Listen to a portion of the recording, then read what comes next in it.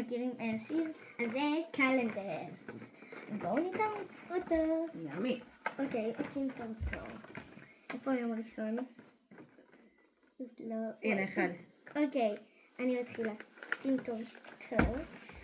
אומייגאד. יואו. מה זה? תראו מה אלי קיבלה? אומייגאד, איזה חמוד, איזה מיני. איזה טוב זה שוקולד עם בוטנים, פינאץ. אני אנסה את שתיים. את לא אוהבת? אני אוהבת. אבל אני הכי אוהבת את ההרשיז הלבן. גם אני. ספרנו עוד. וזה השוקולד, לא? ספיישל סוויט קנדי. זה בשבילך. שלי. ריח טוב. יאללה. יש לנו, וואי, ריח טוב מאוד. העניין הוא שהחג המולד, הקריסמס בעצם, הוא עוד 7 ימים, נכון? כן. זה אומר שאנחנו צריכות לפתוח 17 ריבועים כדי להגיע לזה. יש פה 24? כן.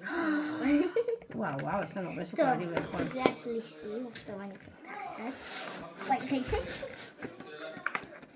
למה אני לא מצליחה? יש לך, הנה. זה נשיקות הרשי, זה טעים. איזה חמוד, קיבלתי 2 כאלה. אומייגאד, קצת נפתח כאן. זה טעים ממש. איזה חמוד זה נראה טעים. מה, קיבלתי שוב זה, זה קריספי רייס. זה עם פצפוצי אורז, זה טעים. את אוהבת? גם טוב, גם את אוהבת את זה. יואו, אומייגאד, זה אלה ממש. בואי תנסי שוב פעם. 4 עכשיו? 5, הנה. יאללה, אני אעשה בינתיים את 6. יואו! מה הסיכוי שאני אקבל שוב את אותו הדבר?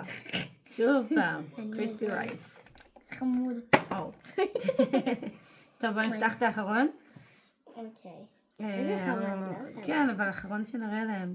טוב, אחרון לסרטון הזה, הנה זה כאן. בוא נקבל הנשיקות. תכף נראה לכם את השלל. עוד פעם זה! תכף נראה את השלל. טוב, פתחנו 8, ואלה מה שיחשו. לא ראיתם שהצלחנו להשיג עוד כאלה. ויאללה, אנחנו ממשיכות.